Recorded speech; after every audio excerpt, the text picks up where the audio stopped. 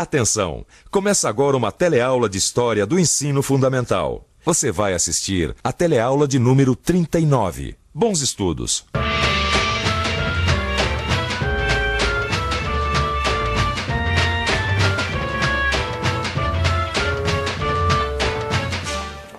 Oi, João. Oi, Joana, tudo bem? O que você está fazendo? Navegando na internet, encontrei uma coisa super legal aqui. Onde é isso?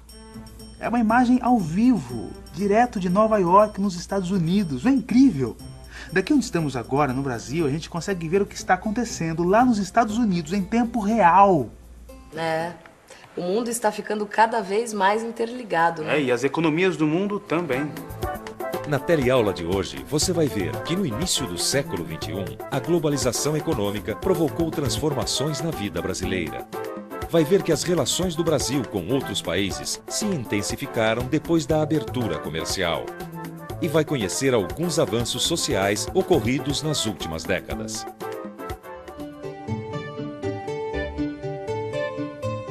Através da internet podemos viajar o mundo todo, né? A viagem é virtual, claro. Através de sons, imagens, textos. Meu avô jamais imaginaria uma coisa dessas. Com o avanço da tecnologia, o mundo mudou muito, João. O Brasil mudou muito. Agora, essas mudanças aconteceram principalmente nas últimas décadas, né? Essas últimas décadas presenciaram enormes transformações, principalmente na economia capitalista. Olha isso. Nas últimas décadas do século XX, o mundo passou por uma globalização econômica. O uso de novas tecnologias, principalmente da informática, alterou as formas de produção de mercadorias e de prestação de serviços. As relações econômicas entre os países e os mercados financeiros se intensificaram de uma forma espantosa. Tá aqui, ó. O sistema capitalista globalizado ganhou força no início do século XXI. As economias dos países se interligaram cada vez mais através de importações e exportações, tanto de mercadorias quanto de materiais para a fabricação de novos produtos. Já comprou algum produto importado? Já. Lugar? Sempre vem da China, né? Perfume. O senhor está usando alguma coisa importada? Agora? A bolsa, acho que sim. Da China. Tem alguma noção de quais produtos o Brasil exporta? Sapato, sim, né? De que tem fábrica em Franca, que exporta para lá. Soja. Assim como o resto do mundo, o Brasil passou a fazer parte do sistema capitalista globalizado. Desde os anos 30 do século XX, a economia brasileira sempre teve a participação do Estado. Diversas leis protegiam a indústria nacional. Impostos altos tornavam o produto importado muito caro para a população. Quando chega na década de 70, com a ascensão dos militares, nós temos aí um contraponto, né, muito importante, que os militares ganham apoio, na verdade, dos americanos, com um pensamento, né, neoliberal que já se começa a começar a se instalar no país e que vai se concretizar nos anos 70. Tá aqui, Joana, ó. Pensamento neoliberal, anos 90. A partir dos anos 90, o fortalecimento do pensamento liberal pregou o fim das barreiras comerciais entre os países e uma menor participação do Estado na economia. Isso quer dizer menos impostos. Principalmente para as mercadorias estrangeiras. A abertura comercial começou no governo de Fernando Collor de Mello e ficou mais forte ainda durante o governo de Fernando Henrique Cardoso. As taxas de importação foram reduzidas ou abolidas, e mercadorias como carros e aparelhos eletrônicos começaram a chegar. Além dos produtos de luxo, chegaram também os artigos de consumo popular, como roupas e alimentos. Por isso, os produtos brasileiros tinham que competir também com o preço e a qualidade dos produtos importados. O aumento da competição provocou a queda de preço das mercadorias, e isso foi importante para conter a inflação. A abertura comercial provocou a modernização das empresas nacionais. Era a única forma de enfrentar a concorrência das mercadorias importadas. Aí, não falei? Feita na China. Sério? Isso é novidade pra mim. Depois da abertura econômica, muitas roupas importadas começaram a chegar. Na verdade, eu tô lembrando agora que minha tia tinha uma pequena confecção e ela acabou tendo que fechar as portas. Algumas empresas brasileiras não conseguiam competir com os produtos fabricados fora do país. Muitas mercadorias importadas vinham de países que tinham uma mão de obra muito barata. Mão de obra barata, preço barato. Algumas empresas nacionais que não conseguiam vencer a concorrência foram compradas por grupos estrangeiros. Outras fecharam suas portas. Como funciona esta máquina? É uma máquina totalmente automatizada para a montagem de rolamentos. Além de executar a montagem dos componentes do rolamento, ela também verifica a qualidade final do produto, garantindo assim a satisfação do cliente. Tá legal, obrigada. A concorrência com mercadorias importadas fez com que empresas como essa, por exemplo, saíssem em busca de novas formas de organizar a produção. Tudo para conseguir vantagens na competição.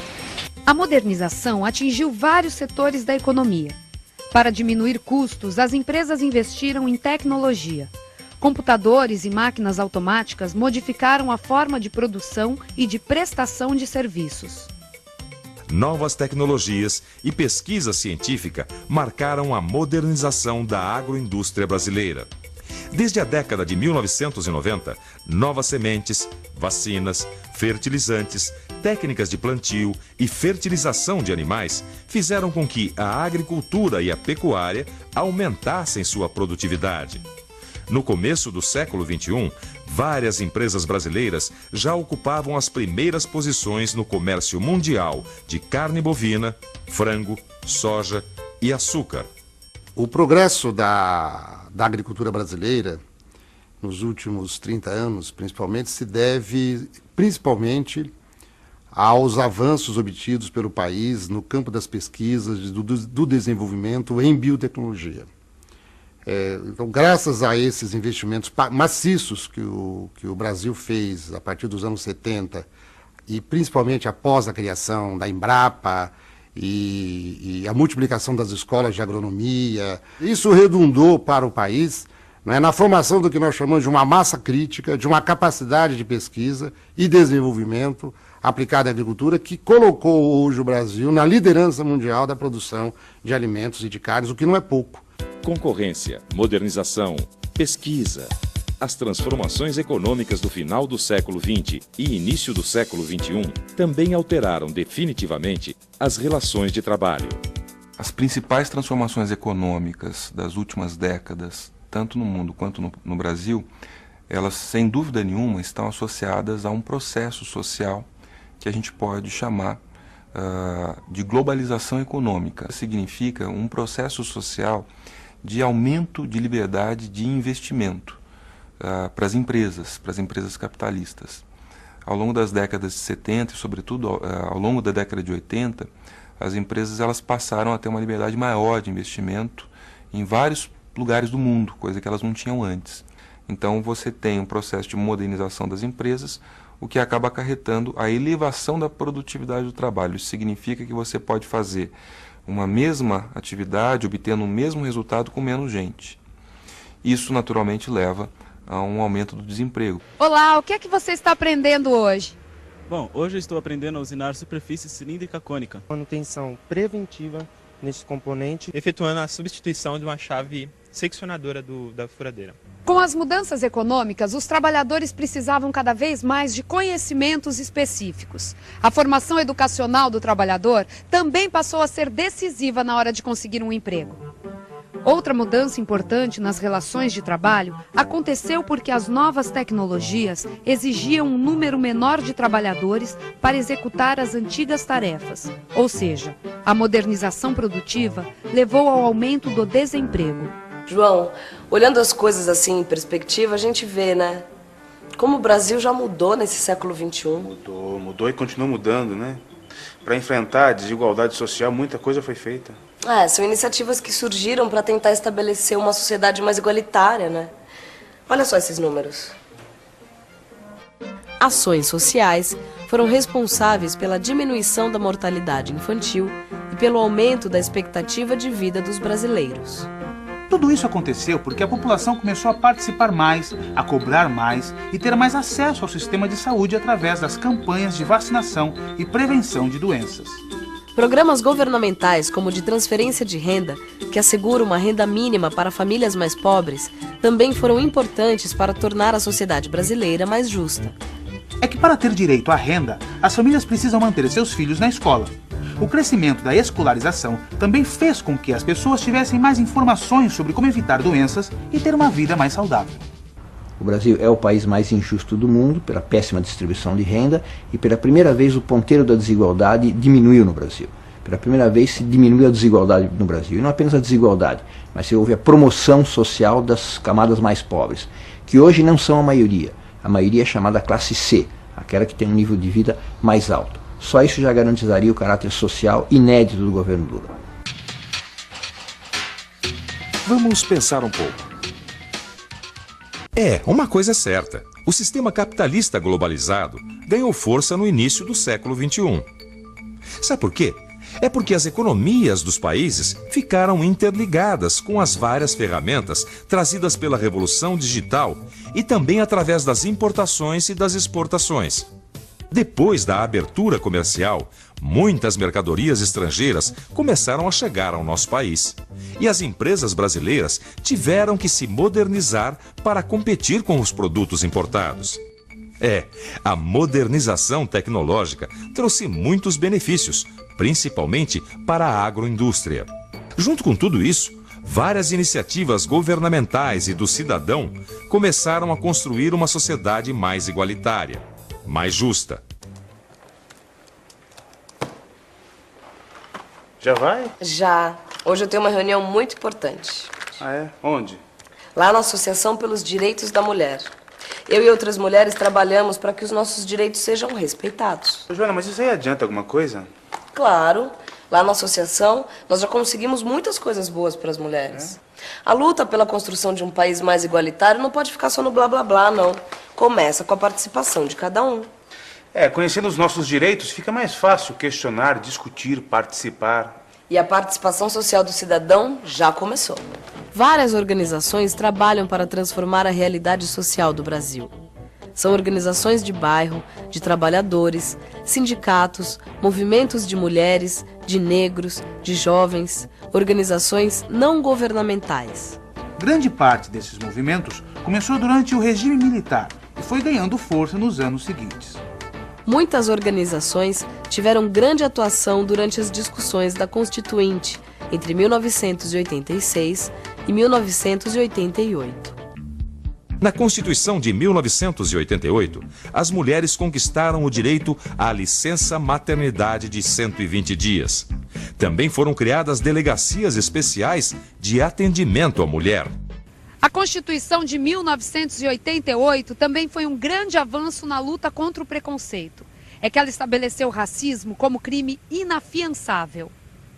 A partir da Constituição de 88, que prescreve o racismo como um crime inafiançável e imprescritível, ou seja, o crime poderá ser punido indefinidamente, sem limite temporal, e inafiançável significa que quem pratica o crime não poderá pagar uma fiança, um valor aos cofres públicos e responder solto por esse crime, representou uma maior gravidade, uma maior punição ao agente, a quem pratica o crime de racismo. O combate à discriminação racial deu origem a políticas de ações afirmativas, que visam promover a igualdade entre brancos e negros. Nas universidades públicas, por exemplo, regulamentos internos estipulam uma quantidade de vagas reservadas para os afrodescendentes. Em algumas regiões do Brasil, o sistema de cotas também beneficia os índios. Ainda na educação, a Lei 11.645 de 2008 estabelece que seja reconhecida a importância de indígenas, africanos e afrodescendentes na construção da sociedade brasileira. Vai logo, Joana, você vai se atrasar para sua reunião. Vou mesmo. Mas antes eu vou te falar uma coisa, João. Nunca é tarde para agir, para conhecer, para fazer alguma coisa pela nossa comunidade, pela nossa gente. Isso eu aprendi na teleaula de hoje. E vai aprender muito mais. É só ficar de olho na revisão. Tchau, João. Tchau. E atenção, se liga aí que é hora da revisão. Na teleaula de hoje, você viu que desde o final do século passado, o Brasil passou por importantes transformações. Percebeu que as novas tecnologias mudaram a organização da produção e relações de trabalho. E viu que a sociedade brasileira avançou na luta por uma sociedade mais igualitária e mais justa. Na história do Brasil, a participação da sociedade, de cada cidadão e cidadã, tem sido fundamental. Muitas ações governamentais só acontecem por causa da pressão de sindicatos e de diversos tipos de associações. A sua participação é um direito do qual você e cada um de nós não podemos abrir mão. Mãos à obra e até a próxima teleaula.